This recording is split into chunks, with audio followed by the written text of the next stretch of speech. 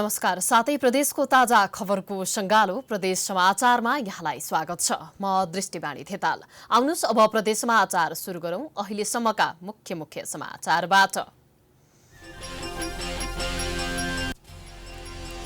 Corona संक्रमणका कारण नेपालमा थप 2 जनाको मृत्यु। पर्सामा 65 वर्षीय पुरुष र धनुषामा 38 वर्षीय पुरुषको संक्रमणका कारण ज्यान गयो।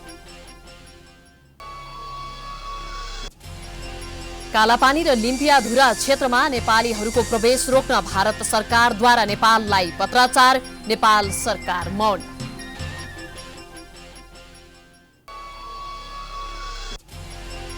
नेपाल प्रवेश गरेको सलहको एक झुण्डले प्युठानको 9 बहिनी गाउँपालिकामा अत्यधिक क्षति पुर्यायो। दिनहुँ बारी नष्ट गर्न थालेपछि किसान चिन्तित।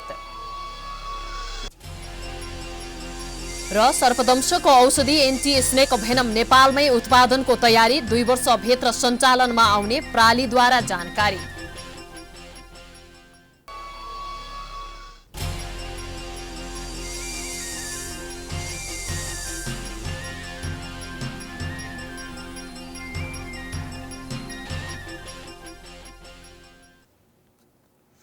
आजको प्रदेश समाचार सुरु गरौं। प्रदेश 2 मा कोरोना संक्रमणका कारण थप 2 जनाको मृत्यु भएको सम्बन्धी प्रसंगबाट। कोरोना संक्रमणका कारण नेपालमा थप 2 जनाको मृत्यु भएको छ। पर्सा र धनुषामा मृत्यु भएका 2 जनामा मृत्युपछि कोरोना संक्रमण पुष्टि भएको हो। पर्सा वीरगञ्जका 65 वर्षीय र धनुषाका 38 वर्षीय पुरुषको मृत्यु भएपछि पीसीआर परीक्षण गर्दा रिपोर्ट पोजिटिभ आएको सम्बन्धित अस्पतालहरूले बताएका छन्। वीरगञ्जको आदर्शनगर निवासी भारतीय नागरिक 65 वर्षीय पुरुषको कोरोना परीक्षण रिपोर्ट पोजिटिभ आएको नारायणी अस्पतालले जनाएको छ। पर्सामा थप 17 जनामा कोरोना संक्रमण पुष्टि भएको छ। आइतबार राति आएको रिपोर्टमा संक्रमण देखिएका धेरै जसो स्वास्थ्यकर्मी रहेका छन्। यस्तै धनुषाको शहीद नगरपालिका 8 का 38 वर्षीय पुरुषको पनि मृत्यु भएपछि गरिएको कोरोना परीक्षणको रिपोर्ट पोजिटिभ आएको हो। अत्यधिक ज्वरो र रुगाखोकी लागेपछि उनी प्रादेशिक अस्पताल पुगेका थिए। अस्पतालले उनलाई आइसोलेसन कक्षमा भर्ना गरे पनि अवस्था बिग्रदै गएपछि अस्पतालले बीपी कोइराला स्वास्थ्य विज्ञान प्रतिष्ठान धरान रेफर गरेको थियो। उनको धरान लैजाँदै गर्दा बाटैमा मृत्यु भएको बताइएको छ। थप 2 जनासँगै कोरोनाबाट मृत्यु हुनेको संख्या 47 पुगेको छ।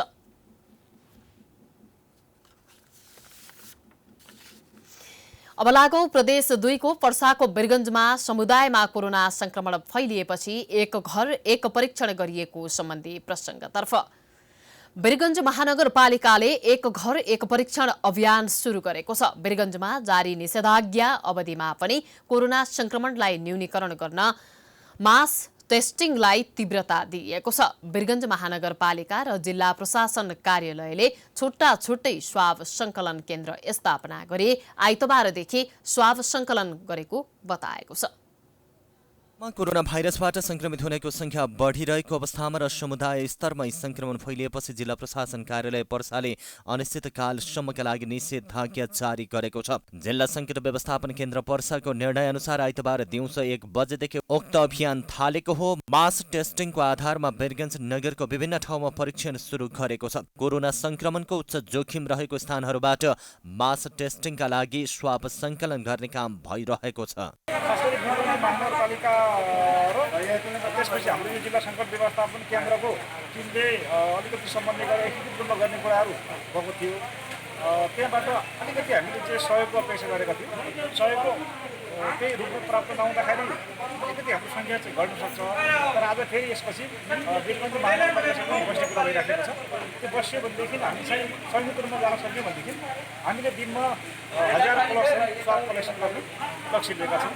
कोभिड-19 संकट व्यवस्थापन समितिले पहिलो दिन वीरगञ्जको मीना बजार र राधेमाई टोलका कन्ट्याक्ट ट्रेसिङमा परेका व्यापारी तरकारी तथा फलफूल पसले र मृतक संक्रमितका परिवारका सदस्य र छिमेकी गरी 259 जनाको स्वाब संकलन गरिएको छ। वीरगञ्ज वडा नम्बर 9 मा एक घर एक परीक्षण अभियानबाट 113 जनाको स्वाब नमुना संकलन गरी सकिएको छ। बेरगञ्ज वडा नम्बर 9 को घण्टाघर स्थित रेलवे स्कुलको प्राङ्गणबाट एक घर एक PCR सुरु गरेको छ। कोरोना मुक्त बनाउने प्रतिबद्धताका अनुसार यो अभियान बेरगञ्ज महानगरपालिकाका 32 वटै वडामा सञ्चालन गरिने नगर प्रमुख विजय कुमार बगिले बताउनुभयो। महानगरपालिकालाई चाहिने किटहरू साधनहरू सब ल्याइसकेका छ।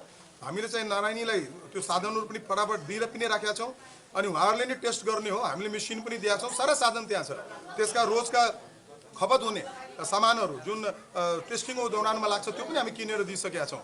मलाई लाग्छ कि नारायणी हस्पिटलसँग हाम्रो राम्रो सहकार्य छ, प्रशासनसँग पनि राम्रो सहकार्य छ। बिगार्ने मान्छेहरूले जति बिगार्ने कोसिस गरोस्, वीरगञ्जको स्वैब टेस्ट एक घर एक परीक्षण लगायत ट्रेसिङदेखि लिएर शङ्कास्पद जहाँ जहाँ मान्छेहरू छन् सबैको हामी चेक जाँच संयुक्त रूपमा सबैजना मिलेर गर्छौँ। महानगरपालिकाको संयोजकत्वमा नेपाली सेना, नेपाल प्रहरी, जिल्ला जनस्वास्थ्य कार्यालय लगायतको सहयोगमा नगरको विभिन्न ठाउँमा स्वाब नमुना सङ्कलन कार्य भइरहेको छ। साउन पहिलो सातादेखि बेरगञ्जमा संक्रमितको संख्या दिनहुँ थपिँदै गएको छ। पछिल्लो समय बेरगञ्जमा लक्षणसहितका संक्रमितको संख्या बढ्दै गएको, केही संक्रमितको मृत्यु समेत भएको र अस्पतालमा भर्ना भएका संक्रमितको अवस्था जटिल रहेकाले बेरगञ्जमा निषेधाज्ञा जारी गरी मास टेस्टिङ र एक घर एक परीक्षण कार्यलाई तीव्रता दिएको छ। प्राइम टाइम्स टेलिभिजनका लागि वीरगञ्जबाट आरोहण शाहको रिपोर्ट। अब लागौं सुदूरपश्चिम प्रदेशको दार्चुला प्रशासनलाई भारतले पत्र पठाएको सम्बन्धी प्रसङ्गतर्फ। भारतले कालापानी, लिम्पियाधुरा लगायतका क्षेत्रमा नेपालीहरूको प्रवेश रोक्न जिल्ला प्रशासन कार्यालय दार्चुलालाई आग्रह गरेको छ। गुन्जी, कालापानी, लिम्पियाधुरा भारतीय भूमि रहेको दावी गर्दै भारतले ती क्षेत्रमा नेपालीहरूको अवैध प्रवेश रोक्न भनेको हो। भारतको दार्चुला प्रशासनले जिल्ला प्रशासन कार्यालय दार्चुलालाई पठाएको पत्रमा विभिन्न नेपाली गुट समूह भारतीय क्षेत्र गुन्जी, कालापानी, लिम्पियाधुरामा अवैध रूपमा लुकी छिपी सीमा पार गरेर आउन चाहन्छन्, जसबाट मिडियाको ध्यान आकृष्ट गर्न सकियोस् र दुवै देशको प्रशासनलाई हैरान बनाउन सकियोस् भन्ने उल्लेख गरिएको छ। पत्रमा यस प्रकारका कुनै सूचना प्राप्त भयो भने त्यसको जानकारी तत्काल दिन भनी आग्रह गरिएको छ। नेपालले हालै कालापानी, लिम्पियाधुरा, गुन्जी, लिपुलेक लगायतका भूभाग समेटेर नयाँ नक्सा जारी गरेको थियो। ती भूभागलाई भारतले आफ्नो भनेर कब्जा गर्दै आएको छ। नेपाल सरकारले हालै कालापानी नजिक छाङ्ग्रुमा सशस्त्र प्रहरीको सुरक्षा पोस्ट स्थापना गरेपछि त्यहाँ केही गतिविधि बढेको छ। अब लागौं प्रदेश 5 को प्युठानमा सलहले बाली नष्ट गरेको सम्बन्धी प्रसङ्गतर्फ। असार 16 गते प्युठान प्रवेश गरेको सलह किराले किसानले लगाएको अन्न बाली सखाप पार्दै गएपछि किसान चिन्तित बनेका छन्।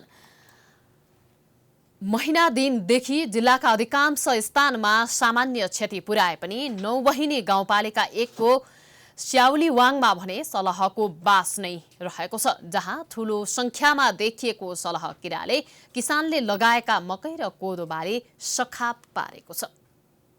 प्युठानको 9 बहिनी गाउँपालिका 1 स्याउली बाङमा सलह किराले किसानले लगाएको बाली नाली सखाप पारेको छ। असार 16 गते सामान्य रूपमा गाउँ प्रवेश गरेको सलह 17 गतेबाट भने किसानको बाली नालीमा क्षति पुर्याउन थालेको हो। स्याउली बाङमा आकाशै ढाक्ने गरी लाखौंको संख्यामा आएको सलहले फल्न थालेका मकैका बोट र भर्खरै लगाइएका कोदो ठुट्टै हुने गरी सखाप पारेको छ। किसानहरू पातविहीन भएका मकैको बोट र कोदो हेर्दै भविष्यमा भोकमरी हुन सक्ने चिन्तामा छन्। कोदो लगाएको थियौँ सर, कोदो चाहिने केही भन्छन्, हामीले कोदो लगाएको सलहले चाहिने हाम्रो नस्कान पार्यो। त्यो भन्न चाहिने त्यो भन्न पछाडि हाम्रो उपाय भएन। अब हामीले चाहिँ या पहिले आलु या फापर गरेपछि हामीले हिउँदे खर्कलाई चाहिँ हाम्रै हिउँदे खेती गऱ्यौँ भने हाम्रो यो हिउँरामा जेन पालन भयो सर। यति हामीले गर्न सक्यौँ हामीले बोक्नुपर्छ। स्याउली बाङमा मात्रै 710 घरधुरी मध्ये करिब 300 किसानले लगाएको बाली सखाप पारेको छ। 1 महिनासम्म गाउँमै बास गरेको सलहको प्रकोप अन्नबालीमा बढ्दै गएपछि गाउँपालिकाको कृषि शाखाले क्षति पुर्याएको क्षेत्रको अनुगमन गरेको छ।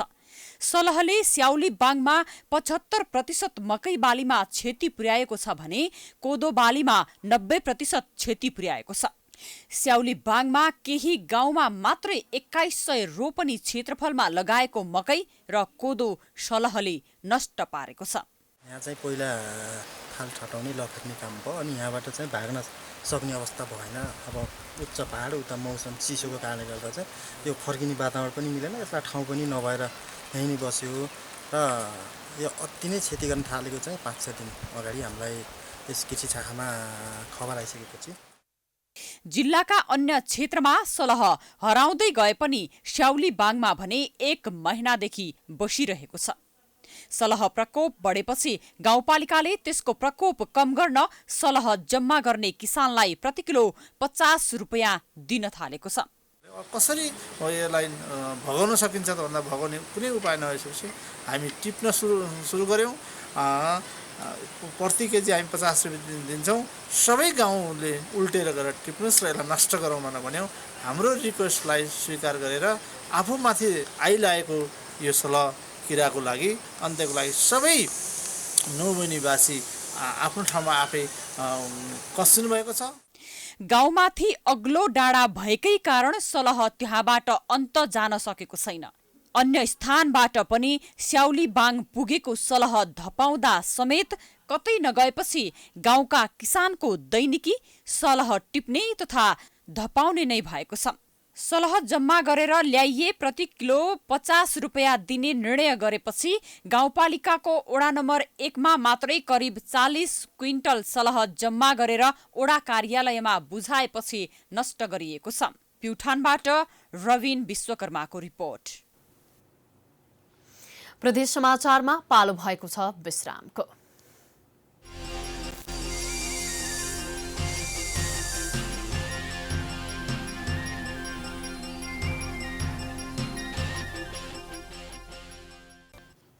विश्रामपछि स्वागत छ। अब बाँकी समाचार। अबको क्रममा प्रदेश 1 को मोरङको सुन्दर हरैचा स्थित ल्यान्डफिल्ड साइडमा फोहोर फाल्नेको स्थानीयद्वारा विरोध गरिएको सम्बन्धी प्रसङ्गको। मोरङको सुन्दर हरैचा नगरपालिका 4 बडहरामा रहेको नगरपालिकाको ल्यान्डफिल्ड साइटमा उत्तरी मोरङका 5वटा स्थानीय तहको फोहोर फाल्ने तयारी गरिएको भन्दै स्थानीयवासीले विरोध जनाएका छन्। उनीहरूले ल्यान्डफिल्ड साइट बनाउने भए आफूहरूलाई अन्यत्र स्थानान्तरण गर्न माग समेत गर्दै विरोध जनाएका हुन्। सुरुमा केही विरोध जनाए पनि आफ्नै नगरको फोहोर व्यवस्थापनमा प्रयोग गरिएकाले बडहरावासी विभिन्न रोग व्याधि र दुर्गन्ध सहेरै बसिरहेका थिए। तर यति बेला उत्तरी मोरङका 5वटा स्थानीय तहको फोहोर फाल्ने गरी ल्यान्डफिल्ड साइट बनाउने तयारी भइरहेको सुनेपछि स्थानीयवासीले विरोध जनाएको बताएका छन्। हामी चुप लाग्यौँ, मान लगाएर तल फ्याँक्छन्, हामी चुप लाग्यौँ। किनभने अब ठिकै छ नि त, नगरपालिकाभित्रको हो, उनीहरूले गरेको ल्यान्डफिल उनीहरूले किनेको छ, हामी वास्तै गरेको छैनौँ। तर पनि अब 5वटाको ल्याउँछ भने त हामी चाहिँ के हो, के लाटो मूर्ख हामी चाहिँ कि हामी क्या रोगमा मात्रै रोग खाएर मात्रै बस्ने यहाँनिर खाने हुँदैन, माथि बसी हामी चाहिँ रोग मात्रै खाने। बन्द गराउनुपर्छ, जसरी हुन्छ हामीले बन्द गर्नुपर्छ। सबै जनता जागरुक हुनुपर्छ एकदम। के हो भने हामीलाई यहाँबाट कि यो उनै हटाउनु पर्यो कि हामीलाई बसोबास अर्कैतिर राख्नु पर्यो। नगरपालिकाले फोहोर फालिरहेको ठाउँमा अत्याधुनिक फोहोर प्रशोधन केन्द्र निर्माण गर्ने गरी सल्लाह भइरहेको भए पनि निर्णय भने नभएको नगरपालिकाका कार्यपालिका सदस्य हर्कबहादुर परियारको भनाइ छ। 5वटा नगरपालिकाको कमसेकम दिनको 20 टन आउनुपर्छ भनेर चाहिँ एक खालको गर्दाखेरि त्यो त हेरेको त छैन।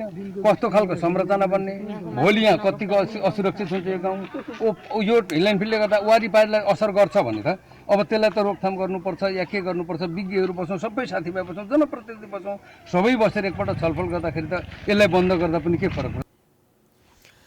यस क्षेत्रमा फोहोर प्रशोधन केन्द्र बनाउने विषयमा छलफल भए पनि निर्णय भने नभएको नगरपालिकाका जनप्रतिनिधिहरूको भनाइरहेको छ।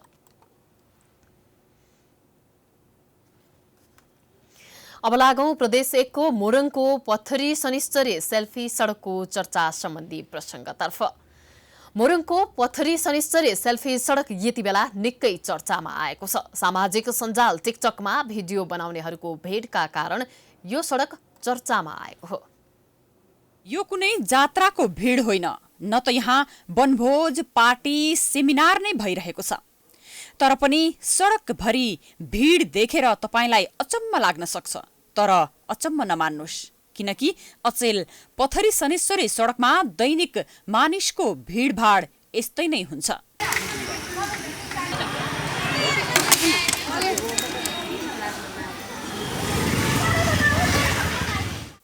सामाजिक सञ्जाल टिकटकबाट एकाएक चर्चामा आएको पथरी शनिश्चरी 2 को सेल्फी रोड यति बेला कोरोना कहरभन्दा ठूलो मनको रहर नै बनेको छ।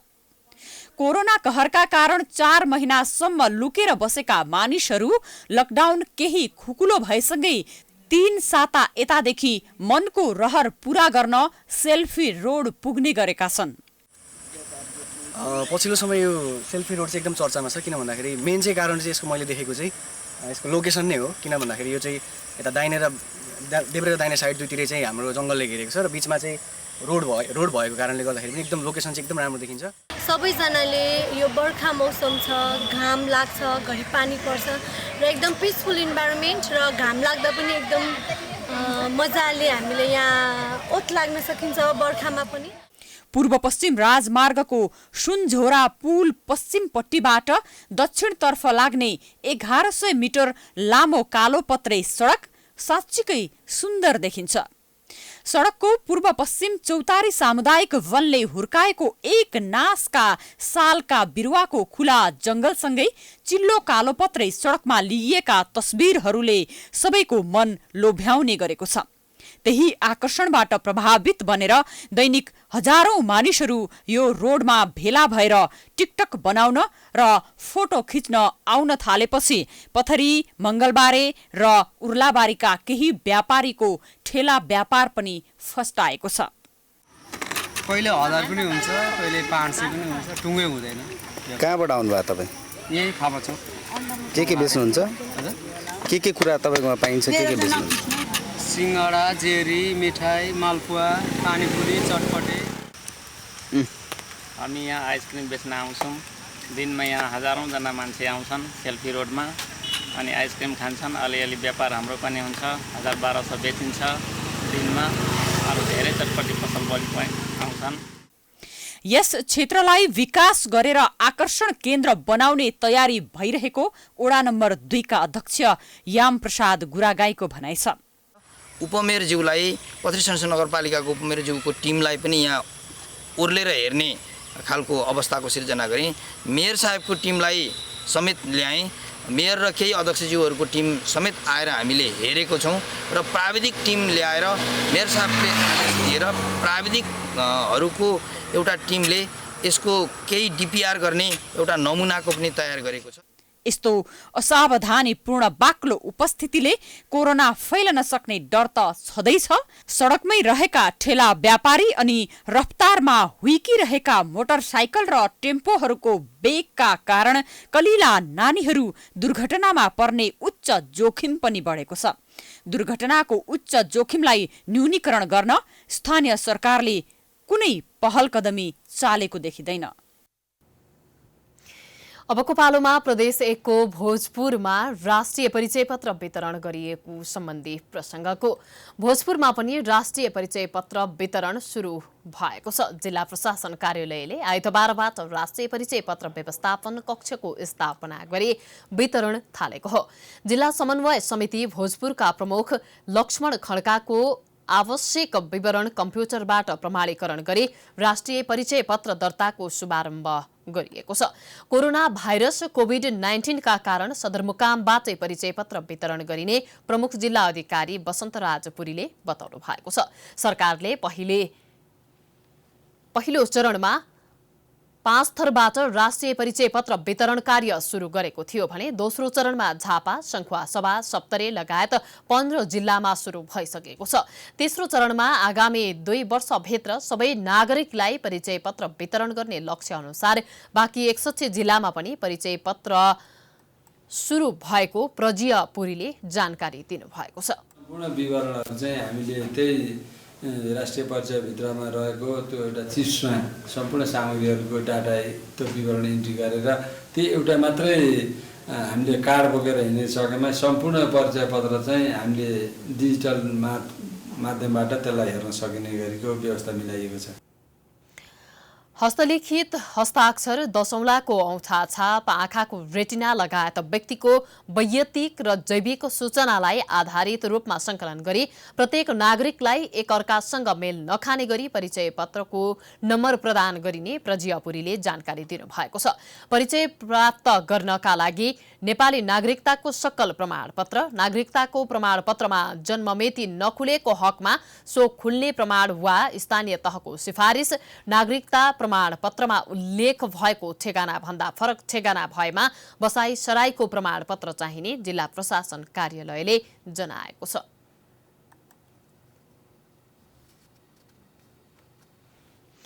प्रदेश समाचारको अन्त्यमा प्रदेश 1 को सुनसरीको प्रसङ्ग रहेको छ। सर्पदंशको यति बेला निकै नै चर्चा भइरहेका बेला यहाँ अब सर्पदंशको लागि भनेर एन्टिभेनम औषधिको प्रयोग सुरुवात गरिने एउटा तयारी भइरहेको प्रसङ्गको नेपालमा सधैँजसो अभाव हुने सर्पदंशको औषधि एन्टिभेनमको उत्पादनका लागि सुनसरीमा तयारी सुरु गरिएको छ। बराहा क्षेत्र नगरपालिका 7 मा एन्टिभेनम उत्पादनका लागि तयारी सुरु भएको हो। एन्टिभेनम औषधि नेपालमा उत्पादन नहुँदा भारतबाट आयात गरिँदै आएको थियो। Scan venom serum research and manufacturing प्रणालीले सुनसरीको बाराहा क्षेत्रमा एन्टी स्केन भेनम उत्पादन उद्योग सञ्चालनका लागि संरचना निर्माण गरिरहेको छ। 88 करोड 63 लाख अनुमान गरिएको उद्योग 2 वर्षभित्र सञ्चालनमा आउने प्रणालीले जनाएको छ। एन्टी स्केन भेनम औषधिको माग विश्वभर छ। हाल नेपालमा सर्पको विष विरुद्धको औषधि भारतबाट आयात हुँदै आएको छ। उद्योगले 2 वर्षभित्रमा सर्पले डसेका बिरामीका लागि आवश्यक पर्ने औषधि उत्पादन गर्ने लक्ष्य राखेर काम थालेको जनाएको छ। उद्योगले वार्षिक 1 अर्ब 50 करोड रुपैयाँ बराबर 15 लाख भाइल औषधि उत्पादन गर्ने लक्ष्य राखेको छ। भौतिक पूर्वाधारको काम कोरोना भाइरसको महामारी सुरु हुनु अघि नै थालिए पनि महामारीका कारण अहिले रोकिएको छ। उद्योगको सुरुवात कामसँगै अहिले सर्प संकलन र घोडा पाल्न थालिएको छ। नेपालमा पहिलो पटक सर्पको विष विरुद्धको औषधि उत्पादन गरी विदेश निर्यातको लक्ष्य राखिएको जनाइएको छ। यो विपदमा आइपर्ने औषधि नेपालमा प्रशस्त नभएकोले गर्दा नेपाल सरकारले पनि प्रशस्त ल्याउन नसकेकोले गर्दाखेरि हामीले नेपालमा उत्पादन गर्न लागि पर्यौँ र सुरुमा यसका अप्ठ्यारा कस्ता भयो भने काम गर्न जब सुरु गऱ्यौँ नेपालमा ऐन नियम रहेनछ सर्पको औषधि उत्पादन गरेर बजारमा लाने र ऐन नियम समेत संशोधन गर्न हामी लागि पर्यौँ। ऐन नियम बनिसकेपछि अहिले हामीले यो बडो अप्ठ्यारो अवस्थामा पनि काम गरिरहेको छौँ र नेपालमा नेपाली जनता अब सर्पको औषधि अभावमा मर्न हुँदैन भनेर नेपालमै काम गरिरहेको छौँ। पहिलो चरणमा सर्प पालिने र त्यसपछि औषधि उत्पादन गर्ने कम्पनीले जनाएको छ। नेपालले अहिले भारतबाट वार्षिक 30,000 भाइल एन्टिभेनम खरिद गरेर ल्याउने गरेको छ। सर्पले टोकेका बिरामी बचाउन एन्टी स्नेक भेनम औषधि बनाउन सर्पको विष घोडामा सारेपछि बनाउन सकिन्छ।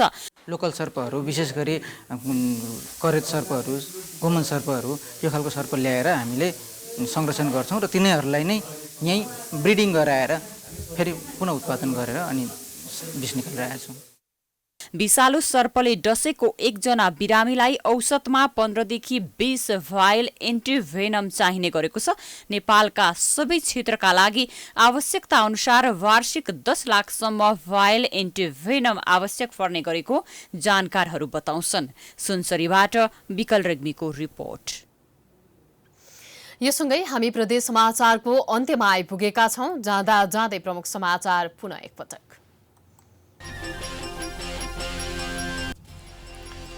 कोरोना संक्रमणका कारण नेपालमा थप 2 जनाको मृत्यु। पर्सामा 65 वर्षीय पुरुष र धनुषामा 38 वर्षीय पुरुषको संक्रमणका कारण ज्यान गयो।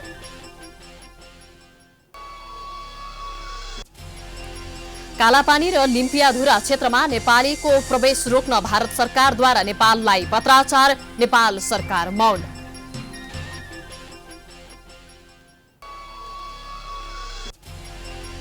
नेपाल प्रवेश गरेको सलहको एक झुण्डले प्युठानको 9 बहिनी गाउँपालिकामा अत्यधिक क्षति पुर्यायो। दिनहुँ बाली नष्ट हुन थालेपछि किसान चिन्तित।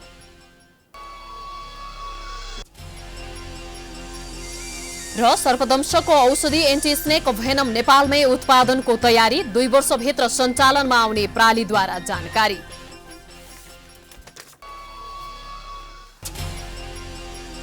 समाचार अहिलेलाई सकियो। प्राइम टाइम्स टेलिभिजन हेर्दै गर्नुहोला। नमस्कार।